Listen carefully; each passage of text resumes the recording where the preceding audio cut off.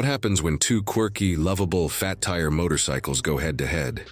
Today we're talking about the Suzuki VanVan 200 and the Yamaha TW200. Two machines that don't chase speed records, don't brag about horsepower, and don't pretend to be adventure giants. Instead, they focus on something far more important: pure fun, charm, and accessibility. These are bikes that make you smile the moment you swing a leg over, and they've earned cult followings around the world.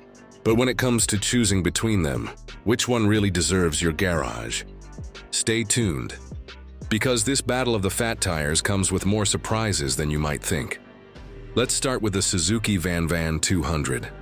The VanVan is the kind of motorcycle that instantly makes you grin. Its retro styling harks back to the 1970s, with its long, flat seat, rounded tank, and minimalist bodywork. The wide, balloon-like tires give it a playful stance, and the chrome accents whisper of simpler times. But beneath that charm is a machine that's practical, approachable, and fun. Powered by a 199cc, air-cooled single-cylinder engine, it produces around 16 horsepower. Nothing mind-blowing, but enough for zipping through city streets, carving coastal roads, or even tackling light trails. The VanVan isn't about pushing limits. It's about enjoying the ride at your own pace. Now, flip to the Yamaha TW200. This bike has been around for decades, and it hasn't changed much, and that's exactly why people love it. With its famously fat tires, it looks almost cartoonish. But those tires are more than a styling gimmick. They provide excellent stability on sand, dirt, and loose terrain. The TW200 has a rugged utilitarian vibe compared to the VanVan's retro charm. Powered by a 196cc air-cooled single, it makes roughly 16 horsepower as well. But it's geared to deliver strong low-end torque. That means the TW200 feels punchier off the line, better suited for tackling rugged trails and off-road adventures. So how do these two stack up on performance? On paper, they're almost twins. Both weigh under 300 pounds. Both have simple carburetor-fed engines in earlier models, and both top out around 70 miles per hour.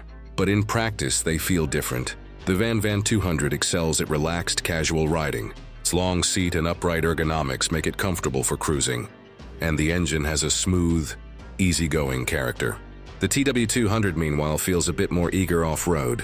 Its gearing and fat tire traction give it confidence on loose terrain, making it the better choice if your idea of fun includes exploring trails, sandy beaches, or rocky backroads.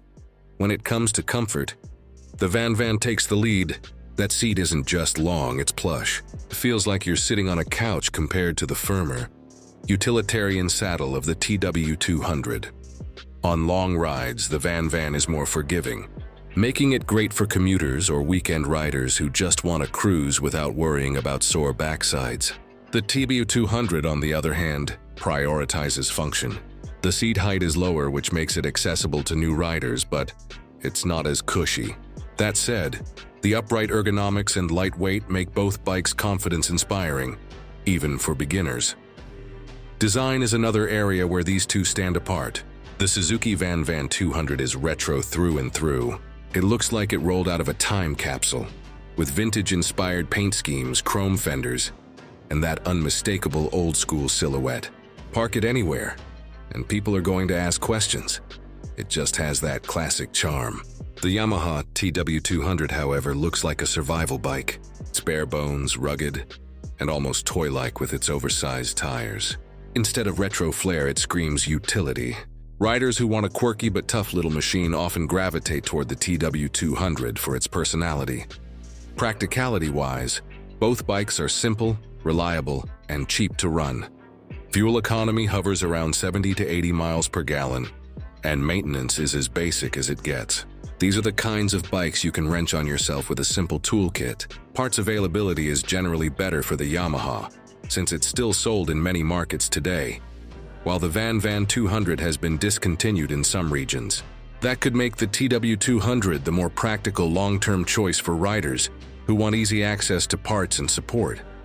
But here's where the real surprise comes in.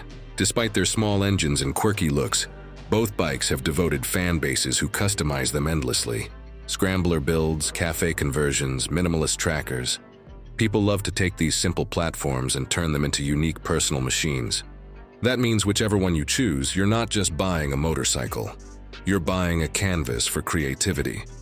So, which bike should you choose? If your heart leans toward vintage style, easygoing rides, and long seat comfort, the Suzuki VanVan 200 is hard to beat. It's the cool retro kid of the fat tire family, laid back, stylish, and fun.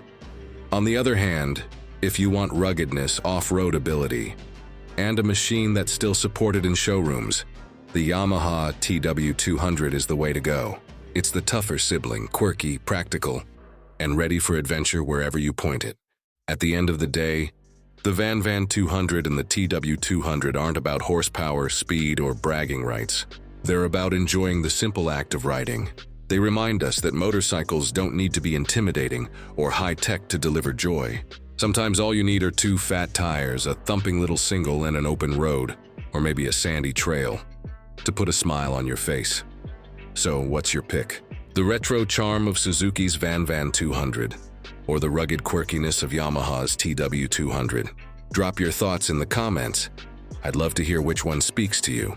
This has been a deep dive into two of the most fun, approachable bikes around. Thanks for joining me, and as always, this is Acer Rider signing off. Till next time, keep riding simple, keep riding fun, and never forget the joy of two wheels.